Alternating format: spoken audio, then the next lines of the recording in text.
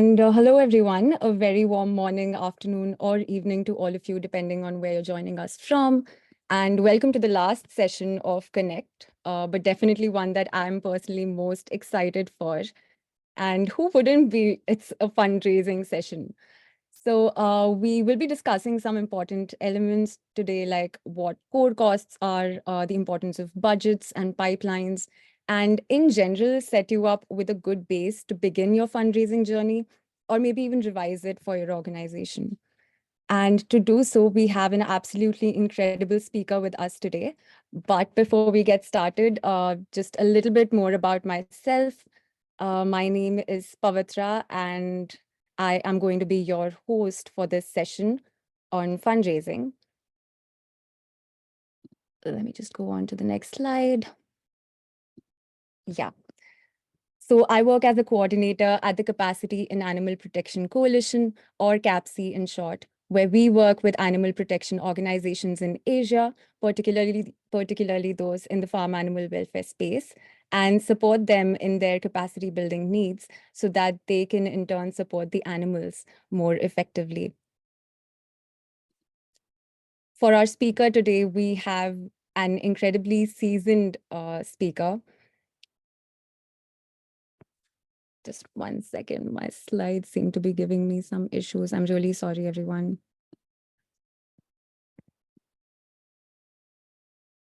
Yeah. All right.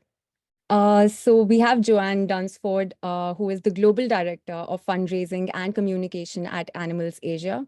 Jo joined Animals Asia as the UK Director in June 2015 and has since held several senior roles across the global team.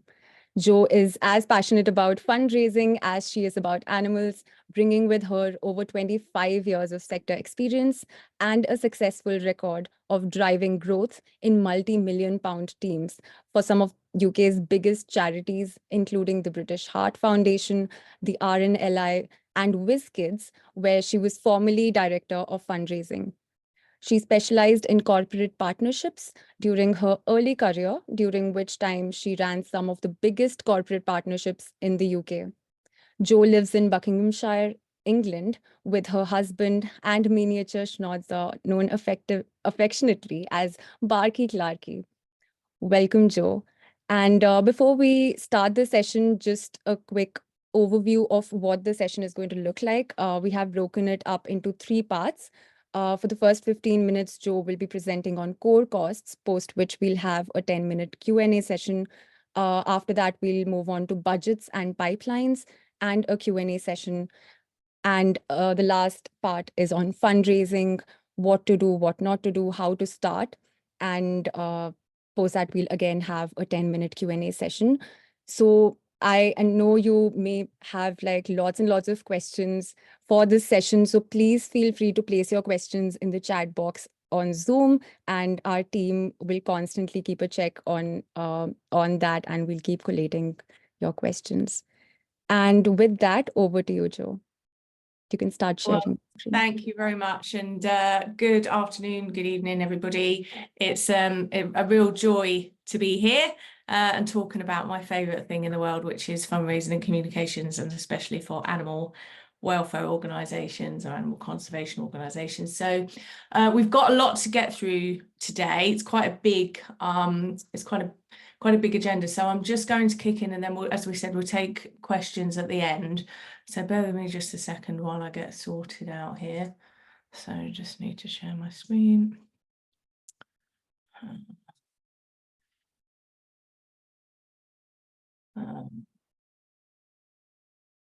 Okay. Are we good? Can everybody see that okay? Okay, great. Okay, so as we said, we're just going to go through 3 sessions this morning. So the first thing I'm going to talk about is core costs, then moving into budgets and pipelines and fundraising.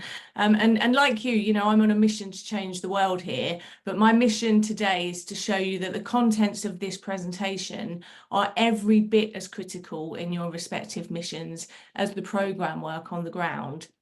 You know, any NGO has to have the right balance between the infrastructure that runs the organisation and the projects that they're delivering, and being too heavily weighted one way or the other will simply make you less sustainable. And I know that we've got, you know, quite a lot of organisations that are part of this coalition that are kind of young, quite start-up, you know, various different degrees of development through your ages, but you know, certainly when you begin, it's easy to just want to put all of the effort into the program side of things and not worry too much, or just like, oh, it's not fundraising, it's not for me, or you know, I don't want to have to worry or spend my time on budget. So I really want to get everybody to understand that this is absolutely critical, and believe it or not, can be fun. So I'll be running the sessions one by one, starting with core costs, what they are and why they're important, and then go on to explain how you build them into a budget before you even get to thinking about how you fundraise for them. So the you know, the budgets and the plans, they must come first. So just in case any of you are wondering still if this session is right for you, I thought we'd just begin by testing some assumptions to see if you're in the right place. So you know, if there's anybody out there that thinks they've got a problem, a complicated problem that they're trying to solve, then that's probably, you're probably in the right place. Is it going to take you more than a year to do it? I'm guessing it probably will. Do you need some more money to do it? I'm guessing you probably do. And let me guess, the more money you've got, the faster you can solve it. So if even any one of those assumptions are right, this session is there to help you answer some of those problems. And I just want to begin actually with a story, and it seems a bit weird to see some desks up here, but when I first started at Animals Asia, we moved offices quite quickly after we joined, and we wanted to get some furniture, and of course we didn't have a lot of money, so we rang around and tried to find anybody that was giving away any furniture, and we ended up getting some furniture from a charity based in London that was closing down. And when we went up to ask to collect the furniture, and we asked why they were closing down and what had happened, they said, you know what, it was great, we were running really good projects and we had lots of money for the projects, but we didn't have any money for anything else. We didn't have any money for fundraising, we didn't have any money for rent costs, we had no money for any of the other kind of support costs, and what a shame, and we've had to close the charity. And they had done exactly what I've just started out saying. They'd put all of their efforts into balancing the books on the program side, and they'd forgotten around core costs, and that is the result of what happens if you don't get this right. You can't just bring money in for programs, because otherwise you'll be closing your offices down and giving away your furniture, and that is not what we want. So I've got a story here. I'm just going to see if this works actually. It might not, because I'm not sure if I clicked the button. Just want to play this video here, but will you just tell me if this starts playing and you can hear it? Wait a second. Sure. No, actually, it's not going to go. I'm going to skip past it. I will share the video afterwards, actually, because it takes a couple of minutes. So we'll share that as a clip. It's a little video that explains what core costs are and why they're so important. And it's a good thing for you to share with donors. So we'll share that with you afterwards. It's not the end of the world. It was just a nice little video clip to show you. So Joe, we do have our screen sharer on standby in case you want to. No, it's okay. I'm to be honest, we're tight for time anyway, so I'm just going to move on. So now I know what some of you might be thinking. Yeah, look, we'd love to go and get core costs, but we speak to donors about this, and all that donors want to do is fund the new, bright and shiny things, and they don't really want to fund programs. Actually, that's not true.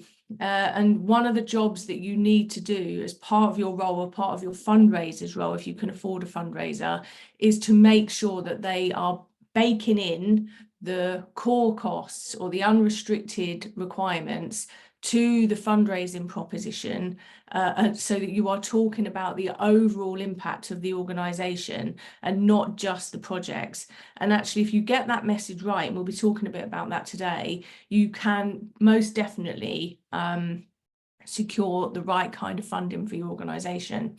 Or maybe it might be that you do have some money, but perhaps those of you in the organisation just think, you know what, our programmes are so good, we don't want to spend money on the other areas. We don't want to put some of our precious resources or funds into investments in fundraising or spending on budget sort of spreadsheets or finance managers or rent costs or whatever it might be, but you know what, you can be driving the absolute best car in the world, you can have the best program in the world, but if you do not put fuel in your car, guess what, it's going to break down. And it's exactly the same thing with your fundraising programs. If you put all of your effort into the program side and just reject or ignore the fundraising side or the operation side, either because you don't know how to do it or you can't be bothered or you don't think there's money for that, this is what will happen. And so it really is important that you focus on this and put the right kind of investment in and see it as the core part of your work. This is just as integral to the work that you're trying to do as the projects on the ground. So we've understood then why it's important to bring core funding in and why it's important to fundraise. How do you actually do it? Well, there's two ways to bring core funding into your organisation. And the first is what we call on-cost packaging.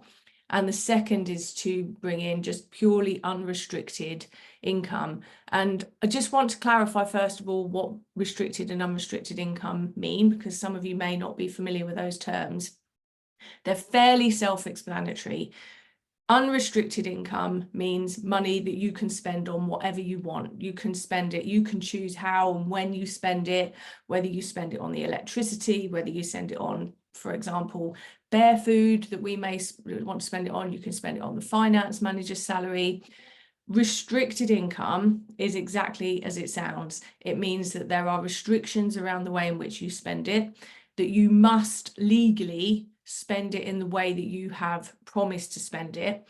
And so if you have said that you raise money for bear medicine, for example, you can't spend it on bear food.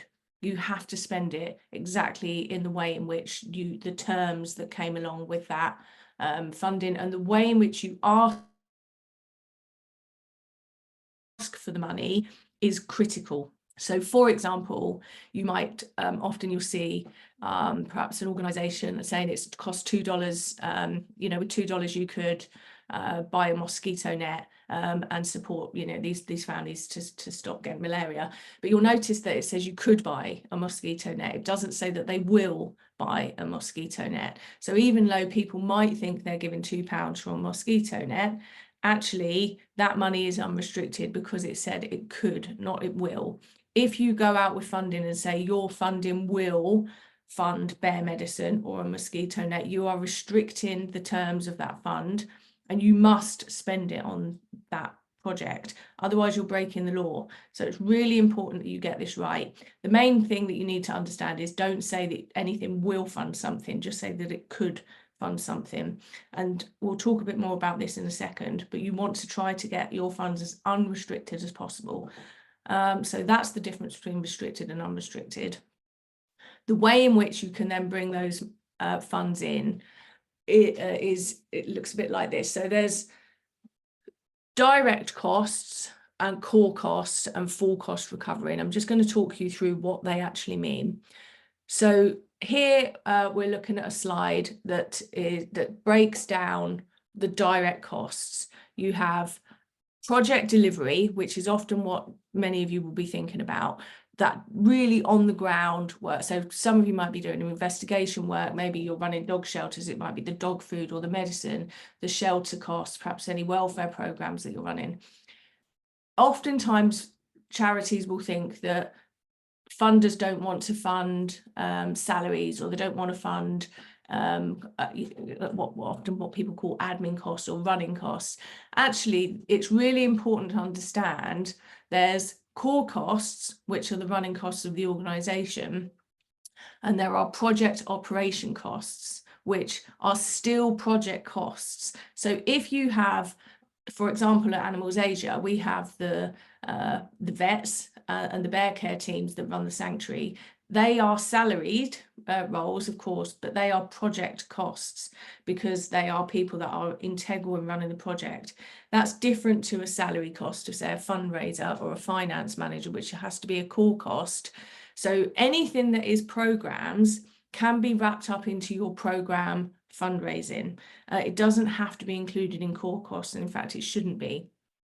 So it's really important to understand that you've got your project delivery costs, your project operation costs, and even within your project operation costs, you could have, for example, electricity and rent. And often funders say, oh, I don't want to give you money to keep the lights on. But actually, if they're keeping the lights on for the sanctuary that you're wanting to run, then that's different to keeping the lights on in the head office, which is what funders often mean when they say they don't want to fund core costs. So don't assume because something is a kind of utility bill or a salary that the donors won't want to fund it, because actually if it's linked to the project, there's a good chance that they will. And that can be anything. That can be computers, it can be travel costs, it can be petrol. If you've got staff that are running backwards and forwards to projects, if you've got a van perhaps, or some sort of vehicle that's integral in your project, include it in your project costs. Anything that's programs is what we call a direct cost. I'm very quickly just going to point a note here to what I've called apportioning core costs, because you'll see here I've added in training and perhaps a CRM database. Now they are things that might sit normally outside of projects, but depending on how linked they are to the program or how dependent the program are on that core cost, you could potentially add that in as part of your funding program, and I'll come back to that in a second. So for example, if you've got you've just brought a new manager in to look after your sanctuary, for example, and they need management training, you could potentially include some of that management training as part of that sanctuary manager's costs, because in order to run the program, it was critical that it had the funding. So we'll come back to that in a second, but I just wanted to note that apportioning costs is an option. So those are your direct costs. Then you've got core costs. So anything that is not programs. So here you've got mandatory costs, which might be legal costs, audit, bank, bank transaction fees, taxes, your running costs, which I've talked about, which are your legal costs, head office costs, and so on. And then more optional things that you could add in or take out. It's important to think about that, because as you're doing your budgets, which we'll come to later, you might want to remove things depending on how much you can afford them. Whatever you do, don't call these admin costs. Donors will often say, I don't want to fund admin. Admin doesn't exist. So the fundraisers are creating that problem for themselves. You have core costs and you have program costs, and that's all there is. So I'm just mindful of time. So we need to then go on, and what you want to do is ultimately combine both costs so that you get what we call full cost recovery. Project costs, project operation costs, and your core costs. If you can wrap all of those up in your fundraising programs, then that is how you'll make sure that you've got enough to make ends meet. Core costs are no less superfluous than a charity than a petrol is to a car. Don't forget, if we don't have them, we'll run out of petrol. So in terms of how to package these, there's two ways to do it. When we talk about on costs, you can either have a look at all of your program costs and work out how much the project cost is and what the project operation cost is. And then you can work out what percentage of your overall program each of those projects are. So for example, project one costs $15,000, and that might be a 14% split of your organizational cost. You can then take your overall core costs and just add whatever 14% is of your core costs onto that project. So when you're going out to ask for funding, if you were trying to get full cost recovery, you would say to the funders, the project is 15%, plus we're going to add 20 or 30% core costs on top of that. So if you were going for 20% on cost recovery, you would take 15,000, you'd add 20%, which is 4,200. So you would actually ask the funder for 19,200. So you'd say you're going to fund the project and the core costs of the organisation. Now, your core costs might be more than 20%. It might be that the actual organisation runs on 40% project delivery, 30% project operations, and 30% core costs.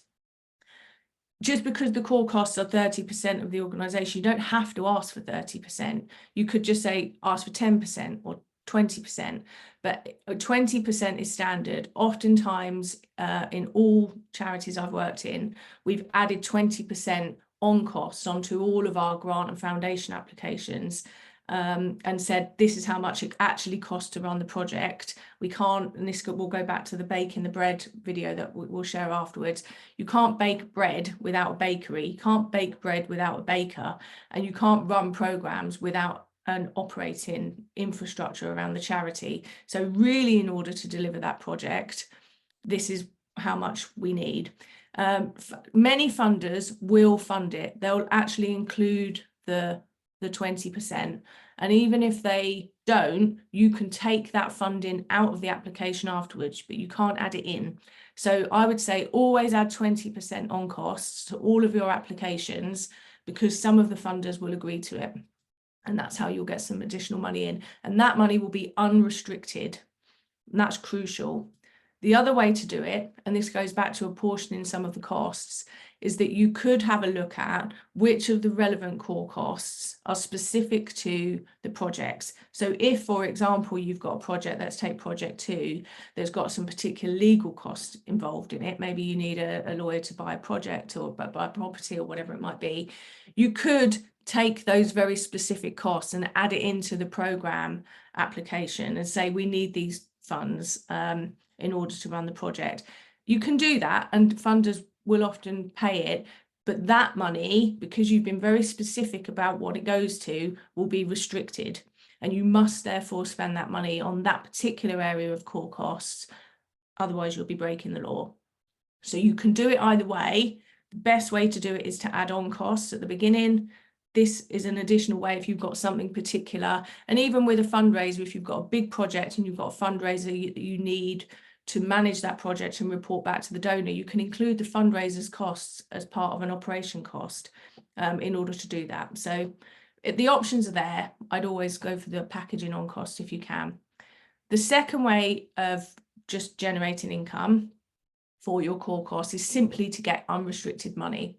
And so you might be wondering what that is. Anybody that knows Sarah that I've worked with her for a long time, and we'll always talk about selling the sizzle, not the sausage. And what we mean by that is you're not just selling the product that you are trying to raise funds for, you're selling the outcome and the benefits. But in order to be able to do that, you have to have trust with the funders. And I've just included a couple of quotes here from funders of really big organisations that you may or may not know about. But one of the quotes here says, you need to focus on the end user and ask what's best for them. By supporting an organisation's work with a general contribution to core costs or unrestricted funding, you're enabling them to deliver outcomes for the people they want to support. That is where you want to get to with your funders. You want them to understand what you're ultimately trying to achieve with the project, and that by just giving you some unrestricted money for you to spend however you might want to, whether that's on projects or core or whatever, they are helping you be your best selves. But in order to do that, you have to build trust. So it is possible, but you need to understand how to set about building the relationship with the funders so that you can get them to that place. And in order to build trust, this is what you'll need to do. You need plans, really specific plans, which set out the goals that you're trying to achieve within your organisation and what the work plans are to do that. You'll then need to submit reports which report back against the plan that was set out, that demonstrate the delivery against the progress. You'll need budgets, which cost out the expenditure based on the plan, specific budgets with all of the different lines included. And then you'll need to regularly and accurately track your income and expenditure against that plan so that the donors can see that you've got a clear roadmap as to how you're going to achieve your goals, and that you do what you say you're going to do. And this is one of the reasons why budgets are so important, because they can build trust, which will get you to your unrestricted income. So just very quickly, then, a summary of core costs and what you need to know. You need to understand the difference between a project cost and a core cost, and don't forget to include all of your project operation costs into your plan. Always ask for core and unrestricted. You can take it out, but you can't add it in afterwards. Try when you can to get unrestricted income rather than fixed income. And remember that you can't survive without this money, which is why it's so important. So I'm going to pause there, and I think we're going to go to some questions. We've overrun a bit, but there's quite a lot of content in there. Do we have any questions on core costs? Thank you so much, Jo. That was really interesting, and so many things that I did not know about. So thank you so much for that. This is literally like a playbook for, you know, fundraising beginners and even professionals working in like grassroots organizations or smaller organizations. We have one question around youth and student organizations. So they're asking, it would be great to hear about youth and student organizations where the youth are volunteers and are not really expected to get paid. Yeah, I'm so sorry. My dog came in just then. Can you just repeat that question? Yeah, so the participant is asking, it would be great to hear about youth or students organizations where the youth are volunteers and are not expected to get paid. So do we need a fundraising plan for them, or and how does that look? Yeah. So it would depend on because there must be costs to the organization. So if you've got volunteers that are coming in, that's great. But what I would say, what are they volunteer? What is the organization trying to do? So we can take a question from there. Yeah. I'm just trying. Is that the same question? I'm just what you will always need. You need to understand where your costs are. So ultimately, your costs will fit into one of those three categories. There'll either be a project delivery cost or there'll be a core cost. If it's a volunteer organisation that's perhaps working to raise awareness or something like that, there'll still be costs around hosting volunteer days, running volunteer campaigns, running volunteer training. You need to understand which category your costs fit into, and then understand the benefit or the outcome of what it is that the project is trying to do. And then you need to package that into your funding application. I don't know if that answers the question.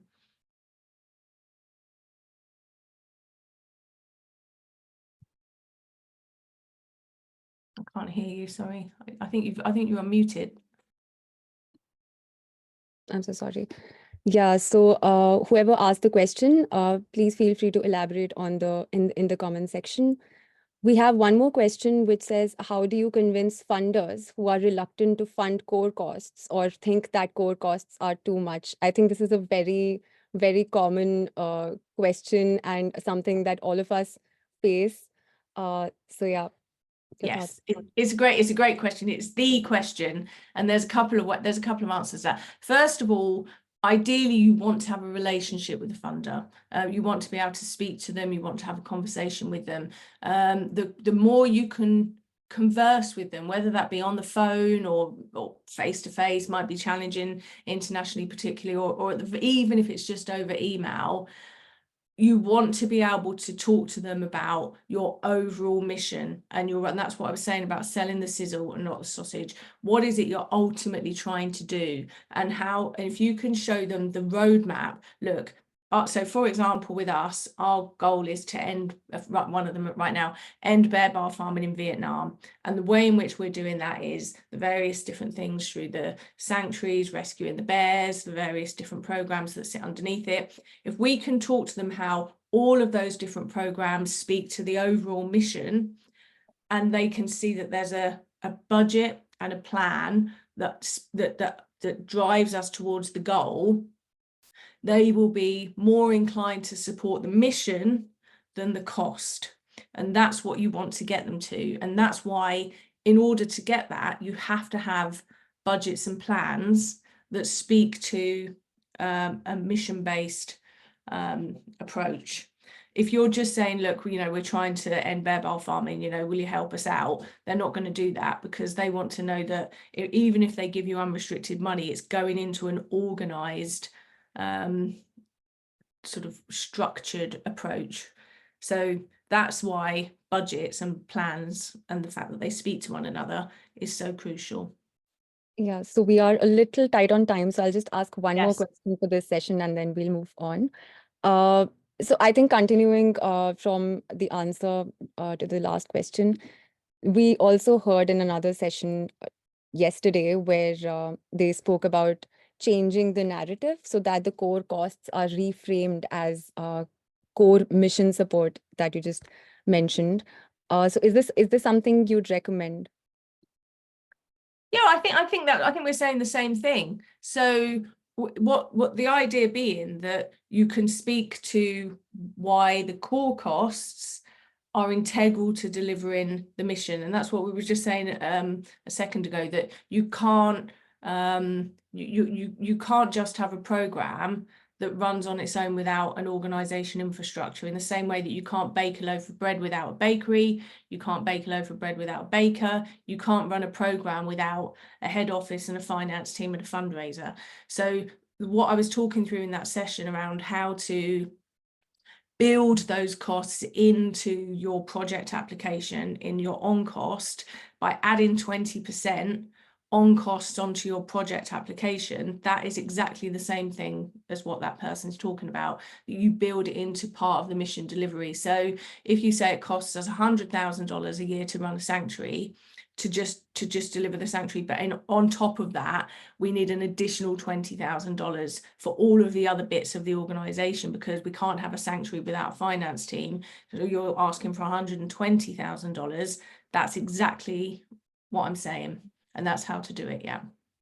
All right. Thank you so much. I think we can begin with the next session. Okay. I'm going to try and whip, because there is quite a lot in here, so I'm going to try and whip through it.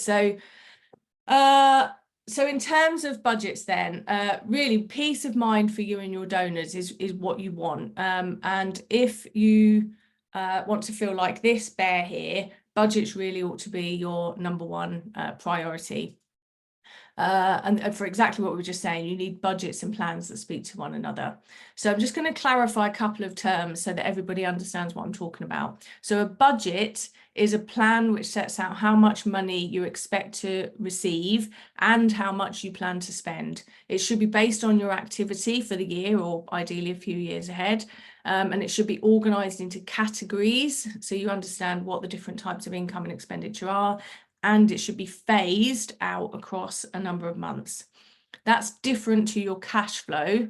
A cash flow is a forecast which enables you to see when money will be coming in and out and what your running balance will be. Crucially, it will enable you to see your net balance and your reserves every month. And we'll come on to talking about why they're slightly different in a second. And then the third thing that you absolutely need, and I'm amazed at how many charities don't have this, even big organizations, you'd be surprised, is a pipeline, which is an income management forecasting tool, which provides probability scales against predicted income, which I'll talk you through in a second. And it's absolutely vital for managing risk and spotting gaps in potential income deficits early on so that you can mitigate it. So those are the three terms that I'm going to talk about in this session. Budgets. This is how you should do them. And I say should do them, not everybody does, but it's how they should be done. So the first thing is to understand your goals, which we were just talking about. What is it you're trying to do? And then understand what your plan would be in order to do it. In an ideal world, as oftentimes people say, how much money have we got and what we're going to do with it? Don't do it that way. Work out what you think the best plan is to deliver your goals, and then have a think about how much it will cost. And then you can use your pipeline, which I'll come on to in a second, to work out how much we can confidently raise, and I'll talk to you about probability confidence levels in a second. And you can put both of those things together and work out whether or not you can afford the plan that you want to. And if you can, that's great. You can go ahead and put your budget together for your board approval. And if you can't, or you're not sure, you go to your pipeline document and you have a look at your probability confidence levels, and then you can work out how short you are, and you go back to your plans, revise your plans down or up, depending on whether you think you might have more money than you thought.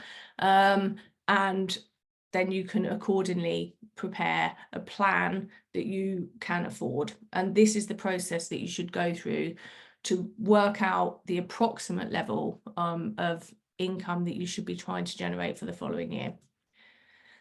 And this is basically how then you'll balance the books. And you do need to balance the books. I've put that slide up there. It might seem obvious, but balancing the books is exactly what you're trying to achieve with your income. And I just want to talk you through very quickly some pitfalls that so many organizations do. Please don't do these things, because they will drive you into a hole. So what often happens is people can't balance the books. They want to do more than they can afford. So they do a number of things. They do what we call filling in, which is they say, well, you know, with the project that we want to run is going to cost, let's say 100,000, we can only get 75. So we'll just make up some money that we might get 25,000 from somewhere. Or they deliver a budget that is $25,000 more expensive than they're predicting to bring in. Don't do that. You need to balance the books. Otherwise you will end up in a deficit, and you could run your organization over a cliff. The second thing that organizations do is they can't fit all of their expenditure into the budget. So they sign the budget off where they've balanced the books, and then they go on and fundraise for things anyway. They say, okay, well, that we couldn't do that. That was out of budget expenditure. So we'll just try and fundraise for that. And if we get the money, then we'll run it. But the problem with that is that you're not focusing your time and attention to driving your income budget to fund the things that you have set out you're going to do. And you've already set out an expenditure plan. Your program people are busy spending that money. If you put your attention into bringing money in for other things that is not what you set out in the budget, you will end up with a hole. So you might, at the end of the year, you might have raised £100,000, but if 25,000 of that was not for what you said it would be, and you spent 25,000 that was out of budget, you are going to end up in a if you think you can fundraise for it, add it into the budget and balance the books. Do not go and do out of budget fundraising. So many organizations do it. The third thing is, and that's a picture of my little dog Clarky, is what we call the tail wagging the dog. And basically this is launching projects which you can get money for, rather than getting money for the projects that you want to run. And just a really quick example, I used to work for an organization that had a lot of delivery costs, for example, and it cost us a lot of money hiring vans and things.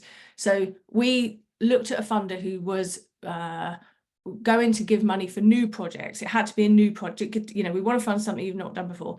So we came up with an idea. Well, why don't we buy a lorry? That's new. And then we'll be able to get this money, and then we'll be able to deliver this project in this new way. But the problem with that is that we would end up with a lorry that we would have to fund year after year. We didn't really need a lorry. We were only going to go and get a lorry because it would enable us to get this new funds. That's a bad idea. Thankfully, we didn't do it. But that's an example of what you don't want to do. Don't chase the money, you know, that's going to give you a new project. Make sure you're getting money for things you want to do. Don't change your project according to the funds. Front loading is when the programs teams put all of their costs at the beginning of the year, because they're worried that they get to the second half of the year and you won't have enough money in the budget. And then budgets get cut and people have to change their budgets. So all the programs teams put the costs at the beginning of the year. The fundraising teams put their costs in the back end of the year because they don't know when it's going to come in. And then you end up with a budget that isn't actually accurate to how you're going to spend it or how you're going to raise it, and you haven't balanced the books. That's not, you want your budget to be as accurate as possible, even if you can't, none of us can ever predict precisely what it will look like, but at least put your best expectation in so that the books are balanced. And then the final thing that I've seen a lot of organizations do, slightly bigger organizations, is they draw down their budget at the end of the year. So if they're worried that if they don't spend all their expenditure budget, they'll get less expenditure to spend next year. So they spend it all, even if they don't need to, so that they don't get their expenditure budget cut the following year. It's crazy. Please don't do that. So in terms of how to build your budget, this is a bit dry, but it's really important. So you want to have your program department set out, whatever they might be, programs, finance, etc. And then the type of category, and all of those categories can sit under each of the departments. So you could have finance salaries, finance office costs, finance, so on. And then have a think about the specific type of description. And then you want to give each of these things a code. And this sounds boring, but when I come on to talk about fundraising, it's really important that you can report back to your donors what you plan to spend and how you spent it. And if you don't have coding, you'll spend your life trying to find invoices and work out what code went with what project. And if you've got codes, not only will it enable you to report back to your donors properly, it will also enable you to very quickly package up your costs and understand what costs go where, so you can put them in your applications that we talked about earlier in the presentation, and understand exactly what costs go where, and everything fits neatly together. So coding is there for a reason. It's very important. Have an understanding of what kind of expense it is, whether it's annual, fixed or flexible, because when you set in your budgets every year, you can just take the annual costs and roll them over. If you're short on money, you can have a look at your flexible costs and take them out, but you need to understand the difference. So just that's a quick note on how to build a budget. This is what budgets look like. So you want to first of all phase out the income according to the month, and then phase out the expenditure. And I just want you to take a note here, a couple of things. So first of all, you want to make sure that your annual income exceeds your expenditure. That's the first thing you're looking at. You want to make sure you've got sufficient unrestricted income to cover all of your costs. It's no good having just excess program costs. If you don't have enough to cover all the types of costs, you'll have a problem. And then you need to have a look at how much money you have in the beginning of the year, because you're going to need to make sure that as you go through the year, you may end up spending, or you may end up not raising all of the money at the right time, and you need to understand how you can dip into it as you move through the year. And that's where cash flow comes through. So I'm sort of romping through this quite quickly because there's a lot here, but this is the cash flow, and this is, you've taken the top line income and expenditure numbers from your budget and you've mapped them out across the year, including where your opening reserves are. And the reason why this is important is because as you phase out your income and expenditure, you may have, as I've set out here, a few months at the beginning of the year where your costs exceed your income, but that's okay if you have got some reserves that you can dip into to see you through that period, and B, have got good confidence level that you're going to make some more of that money later on. And we'll come on to that when we talk about pipelines. So for example, here, you can see that we dive into the reserves. You need to understand what your board's appetite are for minimum reserve levels. Are they happy to go under a month, under 2 months, for example? And then you can set your budget out accordingly. So that's how cash flow will sit alongside your budgets, and you need to make sure that you've got enough to get you through the year and you don't run out. And that brings me on to talk about pipelines. So the pipeline is a very detailed income planning tool that will enable you to have a look at the different types of income that you are generating, put the dates in to have a think about when you think that money will come in, how much you think will come in, and what confidence level you have of that. So for example, if you have a look at the grants line, you'll see that where we are at the moment in the year, we've got 15,000 that is already in, showing the actual, and then you've got another 20,000 that isn't in yet, but you're guaranteed that money because you've perhaps got a contract for it. So you can put that in at 100% probability, and that gives you confidence when you're thinking about your cash flow, where that money might come. And then it might be then, for example, your major donors, You've got some money that you're still expecting, but you're not sure whether you'll get it. Maybe you'll put that in 75 or 50%, and then you can start adding all of this up to work out what your overall forecast for the year will look like. And you might notice as well that the budget number that you put in against some of these major donors might be less than the pipeline.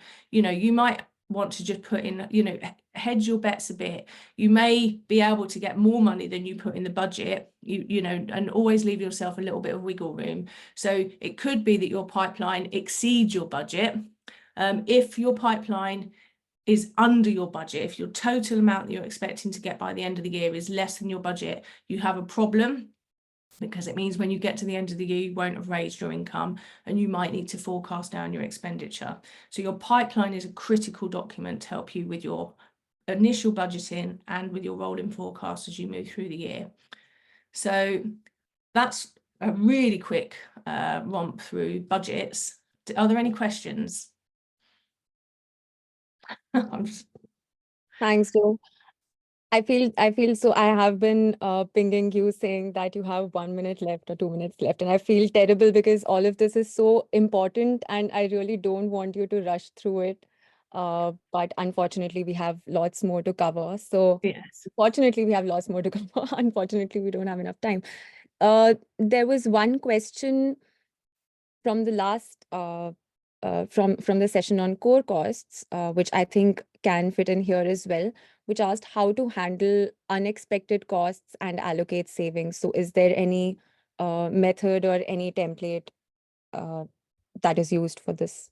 Yeah, well, first of all, in an ideal world, you obviously don't want unexpected costs. What I would say is when you set your budget, try to budget for some mitigation money. So add some money in at the budget, say, because there's always unexpected costs. Things always happen. Somebody's laptop breaks, or you know, the car breaks down or something. So try to put some money in the budget at the beginning of the year so that sets that off. And if you can't, then you've got two options basically. If you've ended up spending more than you thought, you've got to forecast to the end of the year. You've either got to increase your income forecast and work out how you're going to bring more money in, or you're going to have to cut your expenditure from somewhere else. Don't just carry on and hope that, you know, it will be okay, because depending on how big that gap is and, you know, what your overall income and expenditure looks like, you know, you could end up running out of reserves, and that's a real problem. So, you know, you have to cut your cloth accordingly. Yeah. Thanks. So a lot of times, like, we see that grassroots organizations don't really have big departments, and it's just like, usually it's just one person or a two-person team. So even if we have like one person each for each department, so to speak, how would you, I mean, how do they cross collaborate between these departments when it comes to preparing these budgets? And like, how can this be fostered within an organization? Yeah. Yeah, good question. So well, first of all, somebody needs to be responsible for it. You need to determine who in the organization owns the budget process.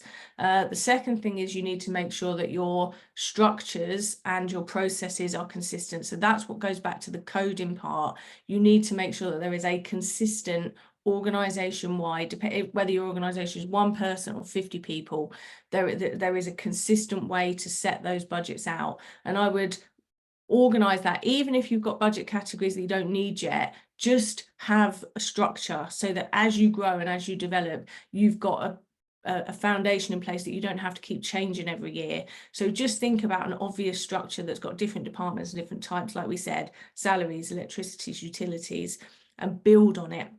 And then that should really set you up for success. But overall, if you don't have a finance person, then whoever heads up the organization needs to own the budget process.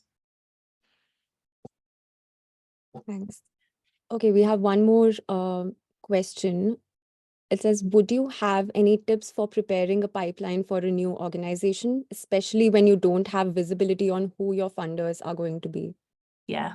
Well, we'll come on to that in a bit when we talk about where to start with fundraising. But the first thing is to think about the different categories of fundraising, which I'll come on to. And have a sort of section for each heading anyway, whether it's events or major donors or grants, just put it in there, because actually even by having a structure, a document that you've got to capture things as they develop, you might have conversations through that you didn't expect to have. You can put those people on your pipeline for the following year. You know, you should always have a pipeline for the following year that you build as you go through the year. So next year, I'm going to speak to them about an application. Next year, I'm going to ask them if they'll run an event. So have your pipeline for the following year as a working document that you populate as you go through. So when you get to the budgeting process, you've already got some ideas about where you might get some money from. And then I think the second one we're going to answer a bit in the session in a second about where to start with fundraising. So. Right.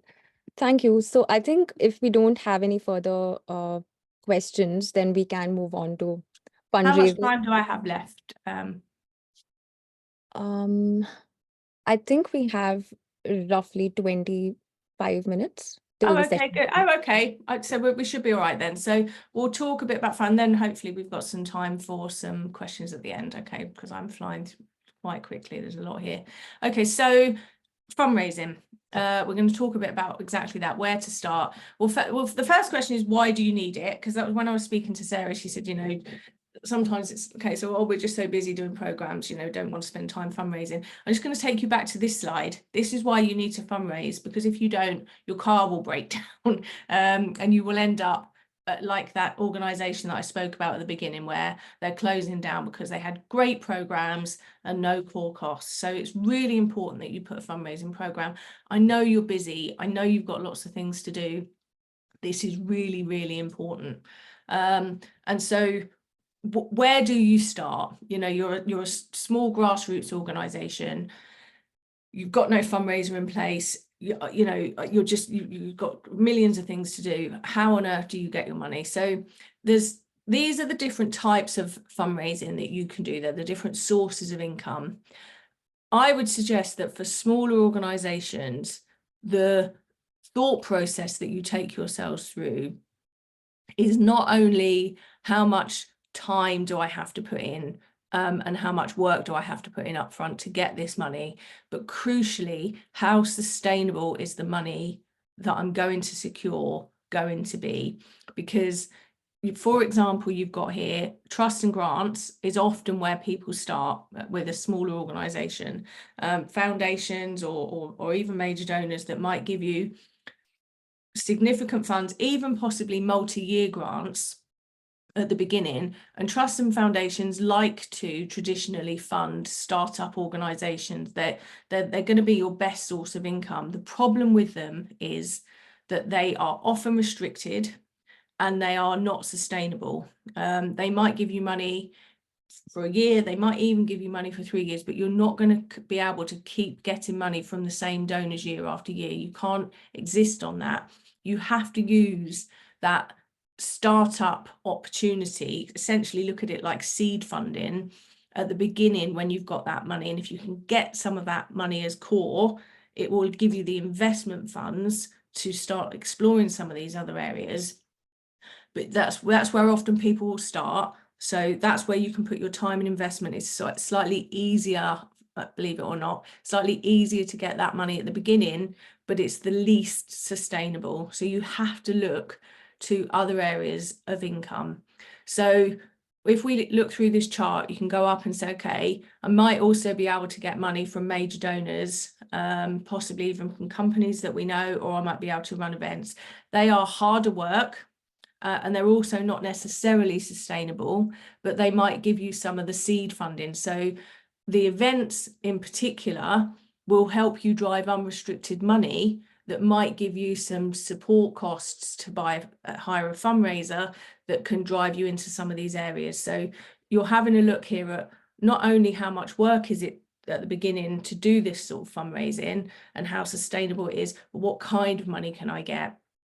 The events will be unrestricted. Corporate, depending on what you do with it, and we can come on to that in a second, could be unrestricted. Statutory and government grants are often quite a lot of work and always restricted. You can include some apportioning costs that we talked about earlier in statutory income, but it's often, you know, often wrapped up with restrictions, not only of the funding, but the project delivery, the way in which you deliver the project has to be according to certain regulations. If you go to statutory, I'd kind of avoid it if you can help it. So you've got those areas there. That might bring you in money. It's probably the easiest to get at the beginning, but it's the least sustainable. You have a look over here where you've got the higher levels of sustainable income. This is where I would suggest you would be useful to spend some of your time. Oftentimes, smaller projects can lend themselves to crowdfunding. So there's a lot of crowdfunding platforms out there that are really easy to use, and crucially, they will enable you to secure data that you can capture, as long as you've got a database or even some rudimentary spreadsheets that will enable you to find people, individuals out there that are interested in your projects. If you can run crowdfunding programs, the crowdfunding itself might end up being restricted, depending on how you package it. You might end up having to restrict that to project costs. But what you will do is capture the data that of individuals that you can then go on to build out regular giving programs and direct marketing programs. Income from that will be unrestricted and it will be more sustainable, but it will be harder to do. It's up there in the really quite hard work category, but high sustainability, because you'll need a fundraiser to make sure that you've got programs that they can develop, keeping the donors up to date, reaching out to them and asking for gifts, making sure you can process the gifts. So that's ultimately where you want to be heading. You need to think about how you're going to get there. The other areas is often overlooked, I think, is community fundraising.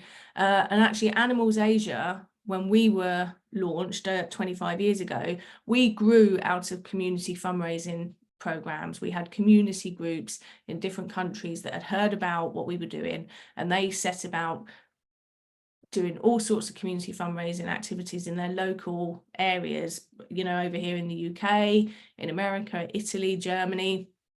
Those people galvanizing their friends and their local communities, shaking buckets, organizing fun runs, whatever it might be, but consistently raising money for the projects that they cared about. And crucially, that money was unrestricted, and crucially, they were also raising awareness of the project and the program on the ground around the world. And so I would really think about how you can tap into some community fundraising activities, because even though it might seem hard work and not necessarily sustainable, it can lead to greater things. The other area is earned income. Do you have a service that you are providing that you can charge for? Is there some kind of product that you've got that you could sell? If you can do that, do it. It's your best source of income. It's sustainable, it's unrestricted, and once you've set it up, it's not a lot of work to keep bringing the money in. So I would really think about how you can do that too. And crucially, you need to think about how are you going to get unrestricted money. You must not just go out and get, as we said, trust and grants or statutory funding. Whilst it might be slightly easier, it's not going to be enough to keep you going, and eventually you'll run out of petrol. So this is the kind of thought process I would go through to think about where you start. In terms of how to think about unrestricted money and how you get that, we've talked a bit about that, and I know you've got this. I've put this detail up here because I think this presentation is recorded. So your direct marketing activity, you can get unrestricted money from that as long as you're careful about how you phrase it. Remember, don't say that it will fund a mosquito net, say it could fund a mosquito net. Corporate income, if you're sponsoring something, if you've got a corporate sponsor, oftentimes what younger charities do is they mistake the corporate sponsorship for funding the project. Oh, the corporate's given me this money to sponsor my project, so that must be restricted. It's actually not. Sponsorship money means you're selling the assets of your project, the benefit for the company to be associated with it, and it should be unrestricted money. That doesn't mean that they are funding the project. Make sure you've got that clear, otherwise you could end up packaging off your most valuable funding opportunity to a corporate who's getting the associated benefits and should be making sure that their income is unrestricted. If you're doing any kind of commercial activities, cause-related marketing, any kind activity like that, probably a little bit developed, but that should always be unrestricted. And any kind of employee fundraising, if you've got employees within the company, that can be restricted depending on how the company wants to do it, but I would always try to get it unrestricted.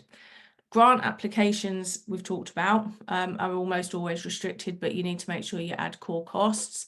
Major donors will have a preference for restricted income, but you can ask them for unrestricted and make sure you add core. They're the best people to have the conversations with. So, see how you go with that. But I would always start with unrestricted and work backwards.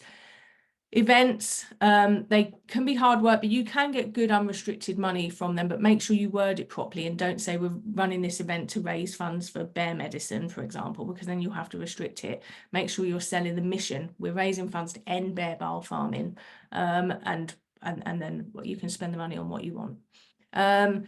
Statutory, as we've talked about, can be full of restrictions. Community is unrestricted, and I think could be quite a good area, and we've talked a bit about earned income. So in terms of where to start, the most obvious thing is to start with who you know. Who is in your community, who is out there already engaging with you. There might necessarily be people in your geographical community, or it might be people in your kind of social community. Perhaps they could be out there on your social media. It might be people that you know through your trustees. Do a network mapping project to work out who you know and who they might have access to, and how you might be able to generate funds through any of those different streams according to that. If you do that and we just don't know, you need to start generating activity about your work on social media so that you can start targeting and reaching the right kind of audiences. And you need to think about who might be able to share that content, or which companies or which groups might be able to give voice to your content. So you probably won't have a huge amount of money for advertising. So think about whose network and whose audience can you leverage with the content that you've got, but you'll have to be good about content management. And then from there, start building out. I mean, you should be able to get quite a bit of money just from your immediate networks, and that's always the best place to start. But I do think crowdfunding and community fundraising are good places for startups. And then with all of that, you can start thinking about how to put all of this together. How do you get sustainable income? How do you get unrestricted income? Who do you know? Putting all of that together with your clear fundraising plans to come out with a fundraising plan and a budget that speaks to your mission and goals. And I think we should have enough time for some questions. I'm going to end it there. I'm happy to flip back to any slides if anybody wants me to. Thanks, Jo. All right, so we are officially in the last Q&A session. So if you have any burning questions, this is your last chance to hear about them directly from Jo. But also, Jo, there are like so many, even I personally have so many questions that I think we should get you on a podcast to basically cover all the questions, and also have a good resource that can be accessed by all organizations who are not here right now. I'm happy if we don't cover any questions here. I'm happy to just, I'll write out some answers and we can share them over email, but hopefully we've got some time. Yeah. So, okay. So one question is, what would a typical fundraising plan include? Well, exactly. So you, first of all, you want to it depends on where you think you're going to get the money from. So once you've worked out whether you think you can get money from events or from major donors or from regular giving, you then need to start mapping out what you're actually going to do under each of those income areas to secure the money. So for example, if it was major donors, how are you going to get the money from the major? Are you just going to have one-to-one phone calls? And if so, how many major donors do you already have, and how frequently are you going to make those phone calls? You might have a plan across the year from, let's say it's January to December, with each of the income streams and then the actions that you're going to take under each area. So you may be going to make a number of calls each month, or you're going to speak to this donor, or it might be that you're going to hold an event and bring all of your major donors together, in which case you then need to map out, where is the event? Is it going to be a dinner? Who's going to organise it? And you need to perhaps put a little project plan against the dinner. If you're moving towards the regular giving type area and crowdfunding, you need to think about, what are you going to crowdfund for? How are you going to capture the content, both in order to sort of launch the appeal initially. This is what we're raising money for, and you want to make sure it's something that's kind of coming up, but then crucially think about, how are you going to keep donors engaged after you've secured the money? So if we take, for example, at Animals Asia, if we raise money for a bear rescue, we don't just say to the donors that, will you help this bear, and then we leave it there. Obviously we want to think who's donated to that appeal, and we'll keep them updated with how that bear is getting on after they've donated to it. So think about what we call a supporter journey. What will the supporter journey look like after you've received any money from any donors, whether that be a regular gift or a cash gift? Because oftentimes, even if people have given you a one-off gift, they're most likely to give you a gift again. It's much easier to secure a second gift from an existing donor than to go out to new donors. So you need to think about where you can get money from, and what are you actually going to do in order to generate that money, and then map it out across the year, and make sure that you've costed all of those activities so that that sits in your fundraising expenditure plan. Thank you.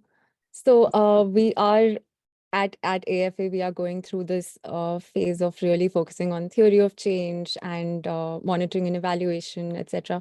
So related to that, are there any specific metrics or indicators that we should prioritize to better evaluate the success of a fundraising campaign?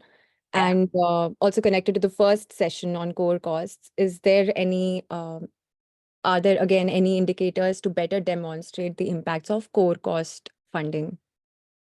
Yeah, great questions. So the one about metrics is just an ongoing. I mean, your obvious metric that you want to look at is your return on investment. I would just be careful about return on investment, because oftentimes people think return on investment is the be all and end all. You know, we have to at least generate £3 for every pound we spend. Actually, that's not the most important. What the most important metric for fundraising is something that we call lifetime value, and it's about understanding who your donors are and how much money you're likely to get from them over the entire period of time they will stay with you.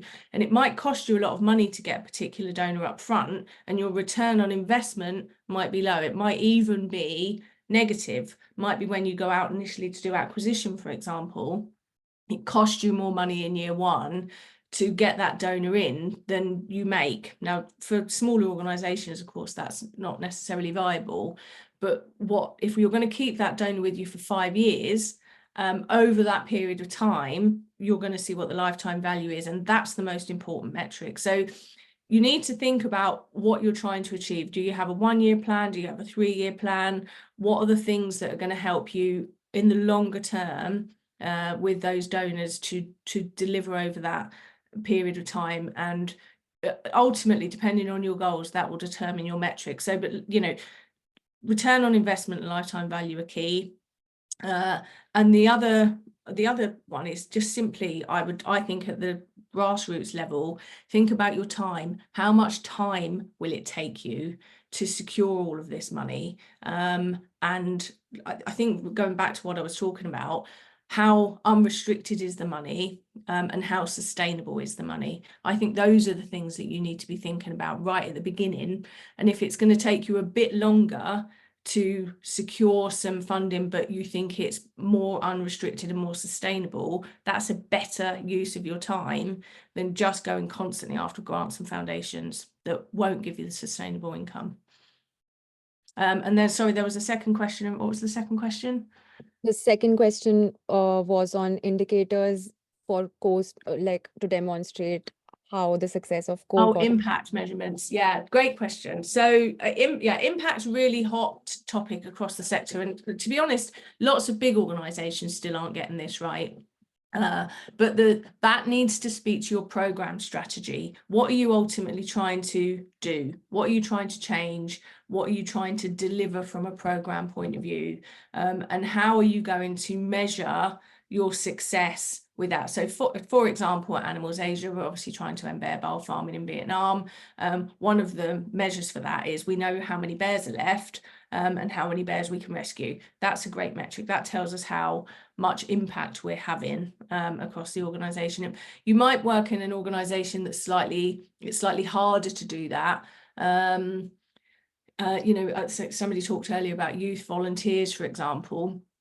You can do something called soft measurements or soft outcomes. So why are you engaging those young people? Are you trying to improve their self-confidence? Are you trying to improve their sort of network in society, their career opportunities? So what you can do is, depending on what you have to be clear about your goal in order to determine the questionnaires at the beginning, but then you can ask those young people when they first engage with the organisation, how do you feel about A, B, and C? You know, how confident do you feel? How confident do you feel to go into a workplace? How confident do you feel to be interviewed or whatever it might be, and then run through some training programs with them, and then ask them again at different stages, 6 months, 12 months, and you can say, since these young people work with us, this is what we would call distance travelled. They began here not very confident, and now 90% of the people say they feel very confident. And then you can also monitor them when they move out. 25% of people got a job within 3 months of working with us. 25% of people securing more interviews, that kind of thing. So you just need to think about what you're trying to do and soft and harder outcomes. Wow, those are some really great examples. Thanks. There is someone in the comment section who's saying that they don't want the session to end. Yeah.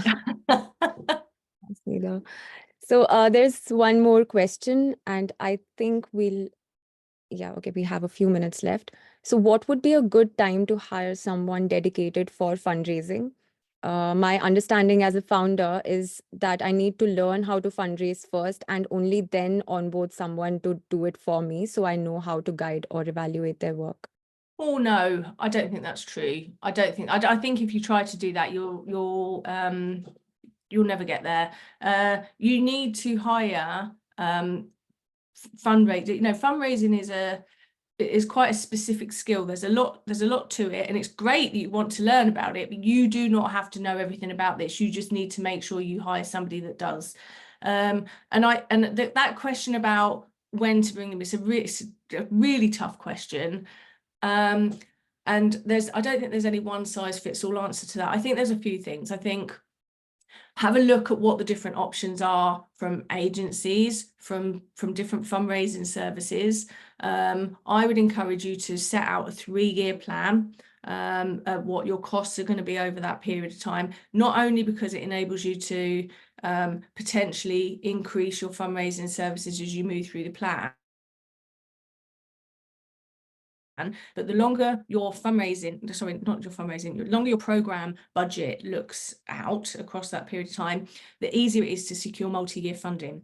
Once you've got multi-year funding in place, which gives you that 100% guaranteed income across you can take your foot off the gas a bit about just constantly trying to balance the books and start thinking about some of that investment in the back end. So what I would think is, how are you going to secure some of that funding upfront? Is it through a company that might be able to work with you on a consultancy basis just for some funding at the beginning, to bring some of that in and make sure they include some of the core costs that might give you the money to secure the fundraiser? Are you going to hire somebody part-time initially to bring some of the money in, and as the money grows you can increase your funding? You can get mentoring support and other kind. There's lots of people. Fundraisers are great people. They'll help you out.